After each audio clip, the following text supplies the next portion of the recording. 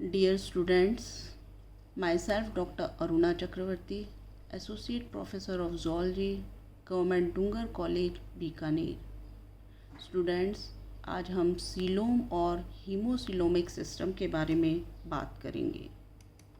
जैसा कि आप सभी जानते हैं, बॉडी वॉल और एलिमेंट्री कैनाल के बीच का स्पेस, जिसे हम सीलोम या बॉडी कैविटी कहते हैं, लीच में एलिमेंट्री कैनाल के चारों ओर अर्थवर्म और नेरिस की तरह इनमें ट्रू जो है पेरीविसरल सीलोम या जिसे हम कहते हैं वेल डेवलप्ड सीलोम जो होती है वो एब्सेंट होती है, नहीं पाई जाती है। सीलोम जो होती है वो बोट्रियोइडल टिश्यू की प्रेजेंस के कारण, आपको मैंने पहले भी बताया था कि लीच जो है इसमें स्पेसिफिक टिश्यू जो होता है, बोट्रियोइडल टिश्यू जो होता है पाया जाता है। तो बोट्रियोइडल टिश्यू और चार जो होते हैं इनमें लॉन्गिट्यूडनल चैनल्स जो होते हैं, उनकी ब्रांचेस, कैपिलरीज और जो स्पेसेस होते हैं, असंख्य स्पेसेस जो होते हैं, इनकी वजह से जो होती है सीलोम क्या होती है, रिड्यूस हो जाती है। और ये जो होती है बेसिकली सीलोम के, इसमें जो स्पेसेस जो होते हैं वो क्या होते हैं, सीलोम के नेचर के होते हैं। ये वेसल्स जो होती हैं या चैनल्स जो होती हैं, इनकी ब्रांचेस जो होती हैं, इनमें सीलोमिक फ्लूइड जो होता है कलरलेस अमीबॉइडल जो होती हैं कार्पस्कल सेल्स पाई जाती हैं। इनमें हीमोग्लोबिन घुला हुआ या डिसॉल्व स्टेट में पाया जाता है, जिसकी वजह से ये जो सीलोमिक फ्लूइड है वो रुधिर के समान, ब्लड के समान द्रव के रूप में दिखाई देता है। इसे हम कहते हैं हीमोसिलोमिक फ्लूइड। हीमोसिलोमिक फ्लूइड और हीमोसिलोमिक चैनल ये दोनों मिलकर हीमोसिलोमिक सिस्टम का निर्माण करती हैं। हीरोडिनेरिया जो होती है इसमें ट्रू ब्लड वेसल्स जो होती है नहीं पाई जाती हैं। हीमोसिलोमिक सिस्टम ही ब्लड वेस्कुलर सिस्टम का कार्य करता है। इनमें जो ब्लड सिलोमिक स्पेसेस जो होते हैं, इनमें टेस्टिस सेक, ओविसेक्स जो होते हैं, वास डिफरेंशिया के चारों ओर विसरल ऑर्गन के बीच में स्थित होते हैं, जिनमें कलरलेस फ्लूइड जो होता है पाया जाता है, जिसमें रेस्पिरेटरी पिगमेंट हीमोग्लोबिन एब्सेंट होता है। तो ये हीरोडिनेरिया जो होती है इसमें ट्रू सीलोम फॉर्म करती है। नेक्स्ट हम बात करेंगे हीमोसिलोमिक सिस्टम। जैसा कि मैंने आपको बताया कि लीच जो है इसमें open type of blood vascular system पाया जाता है। इनमें ब्लड वेसल्स जो होती हैं वो क्या होती हैं, एब्सेंट होती हैं। हीरोडिनेरिया जो होता है इसमें हीमोसिलोमिक सिस्टम के बारे में बात करें तो इसमें चार चैनल्स या चार साइनस जो होते हैं वो उनकी ब्रांचेस जो होती हैं पाई जाती हैं। एक डॉर्सल चैनल होता है, एक वेंट्रल चैनल होता है और दो लैटरल चैनल्स जो होती हैं और उनकी ब्रांचेस पाई जाती हैं। ये चैनल्स जो होते हैं ट्रू ब्लड वेसल्स नहीं होते हैं। इनमें क्या होता है, सीलोम के जो अवशेष होते हैं, रेसिड्यू होते हैं। डॉर्सल और वेंट्रल चैनल जो होती है इनकी वॉल जो होती है नॉन कॉन्ट्रैक्टाइल होती है, थिन होती है, कनेक्टिव टिश्यू और सीलोमिक एपिथेलियम की बनी हुई होती है। लैटरल चैनल जो होती है इनकी वॉल जो होती है कॉन्ट्रैक्टाइल होती है, थिक होती है और मस्कुलर होती है। इनमें ट्रू ब्लड वेसल्स के समान कार्य करती हैं। हीमोसिलोमिक चैनल में रेड रंग का जो होता है हीमोसिलोमिक फ्लूइड जो होता है, जो कि सर्कुलेट होता रहता है, जिसमें कि अमीबॉइडल कार्पस्कल सेल्स पाई जाती हैं और डिसॉल्व स्टेट में प्लाज्मा में क्या होता है, हीमोग्लोबिन पाया जाता है। ये अमीबॉइड कार्पस्कल्स और सीलेमोसाइट जो होते हैं, जो कि फैगोसाइटिक सेल की तरह कार्य करते हैं। नेक्स्ट हम बात करेंगे डॉर्सल चैनल। एलिमेंट्री कैनाल जो होता है इसके मिड डॉर्सल वॉल पर, एलिमेंट्री कैनाल और मिड डॉर्सल वॉल में बॉडी वॉल के नीचे जो होती है वो क्या पाई जाती है, डॉर्सल चैनल प्रेजेंट होता है, जो कि छठे खंड में छोटी छोटी ब्रांचेज में और कैपिलरीज में डिवाइड हो जाता है, जो कि पहले 5 खंडों में आगे की ओर फैल जाती हैं। पीछे की ओर ये 22वें खंड में 2 भागों में बंटती हैं और दोनों भाग जो होते हैं रेक्टम के नीचे पहुंचकर वेंट्रल चैनल में पोस्टीरियर भाग पर जॉइन करते हैं। नॉन कॉन्ट्रैक्टाइल होती हैं, थिन वॉल होती हैं। डॉर्सल चैनल में वॉल जो होते हैं वो क्या होते हैं, एब्सेंट होते हैं। इनमें हीमोसिलोमिक फ्लूइड जो होता है वो पोस्टीरियर टू एंटीरियर फ्लो करता है और बेसिकली जो होती है ये डिस्ट्रीब्यूटिंग वेसल्स जो होती है पाई जाती हैं। ये 2 प्रकार की ब्रांचेस इनसे निकलती हैं। पहली होती है डॉर्सोलैटरल और दूसरी होती है डॉर्सो इंटेस्टाइनल। डॉर्सोलैटरल ब्रांच जो होती है प्रत्येक सेगमेंट में डॉर्सल चैनल के वेंट्रल लैटरल भाग से 2 जोड़ी ब्रांचेस निकलती हैं और प्रत्येक ब्रांच आउटर साइड की बॉडी वॉल को डॉर्सल सरफेस पर और डॉर्सोलैटरल रीजन में कैपिलरी नेटवर्क फॉर्म करती हैं। नेक्स्ट जो होती है डॉर्सो इंटेस्टाइनलिस। ये असंख्य इसमें छोटी छोटी ब्रांचेस होती हैं जो कि प्रत्येक खंड में डॉर्सल चैनल की पूरी लंबाई में मिड वेंट्रल सरफेस से निकलती हैं और एलिमेंट्री कैनाल की वॉल को जाती हैं। नेक्स्ट हम बात करेंगे स्टूडेंट वेंट्रल चैनल।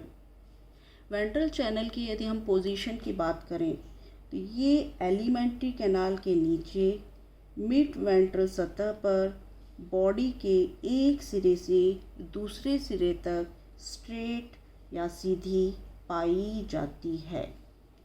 ये डॉर्सल चैनल की अपेक्षा कंपैरेटिवली चौड़ी होती है। इसमें nerve ring, ventral nerve cord, central nervous system जो होता है पाया जाता है।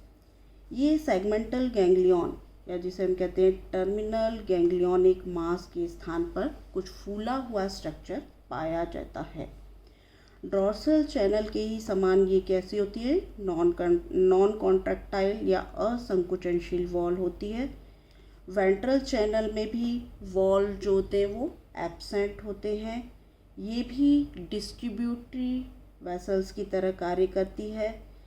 हीमोसिलोमिक फ्लूइड का जो फ्लो होता है एंटीरियर से पोस्टीरियर की ओर, इनमें ब्लड सप्लाई जो होता है वो आगे से पीछे की ओर होता है। प्रत्येक सेगमेंट में इसकी 2 ब्रांचेस निकलती हैं। फर्स्ट पेयर जो होता है जो कि क्यूटेनियस ब्रांच जो होती है, जो कि सेगमेंटल नर्व गैंग्लियन के लेयर से निकलती है और प्रत्येक और की ब्रांच से निकलने पर ये 2 शाखाओं में विभाजित होती हैं, वेंट्रल ब्रांच और एब्डोमिनो डॉर्सल ब्रांच। ये वेंट्रल ब्रांच जो होती है बॉडी वॉल के वेंट्रोलैटरल भाग में कैपिलरी नेटवर्क फॉर्म करती हैं और एब्डोमिनो डॉर्सल ब्रांच जो होती है ये डॉर्सो वेंट्रल मसल्स के साथ में वर्टिकली आगे की ओर बढ़ती है, ऊपर की ओर, और डॉर्सोलैटरल क्यूटेनियस प्लक्सिस का निर्माण करती है।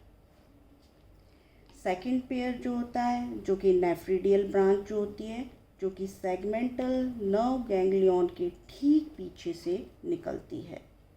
प्रत्येक और की नेफ्रिडियल ब्रांच जो होती है बाहर की ओर बढ़कर अपने ओर के टेस्टिस सैक में पहुंचकर पास जो सटी हुई जो सैक्यूल्स होती हैं पेरीनेफ्रोस्टोमियल एम्पुला फॉर्म करती हैं।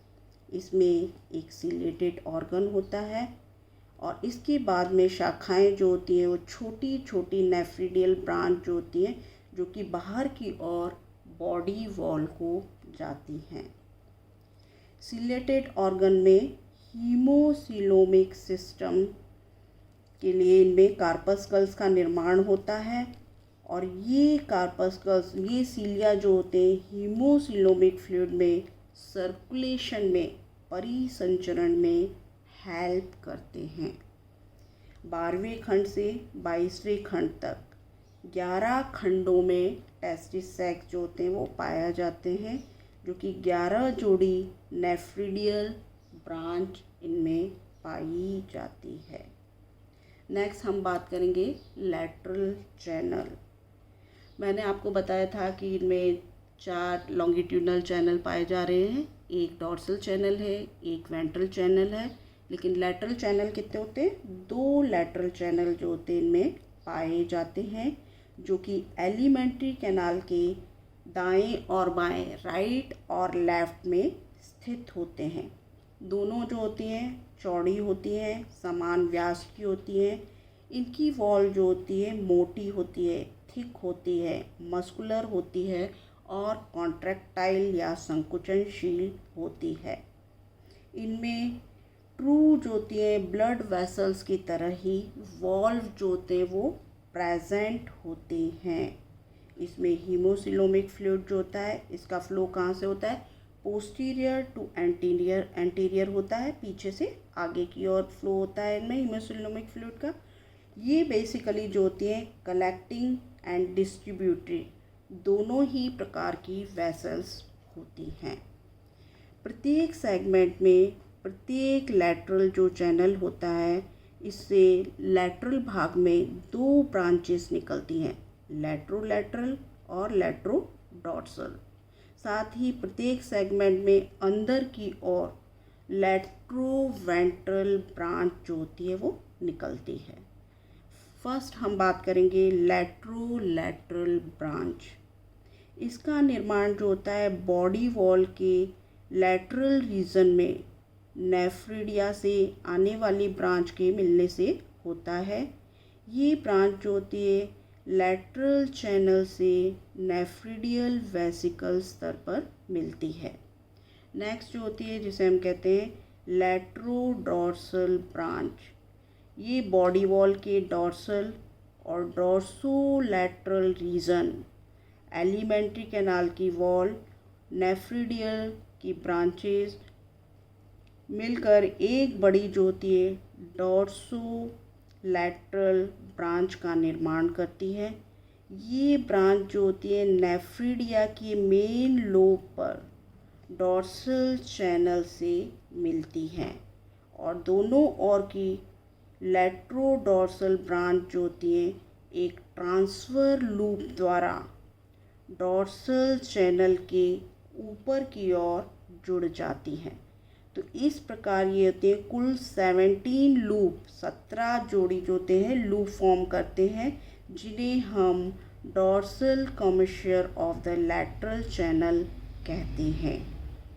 छठे खंड से 22वें खंड तक प्रत्येक खंड में इस प्रकार के कॉमर्शियर जो होते हैं वो पाए जाते हैं और प्रत्येक लैट्रोडॉर्सल ब्रांच जो होती है अपनी ओर की लैट्रोलैटरल ब्रांच के साथ में एक लैटरल कॉमर्शियर द्वारा जुड़ी हुई होती है। लैट्रोलैटरल और लैट्रोडॉर्सल दोनों ही कैसी होती है? दोनों ही संग्रहकारी या जिसे हम कहते हैं कलेक्टिंग ब्रांचेज होती हैं।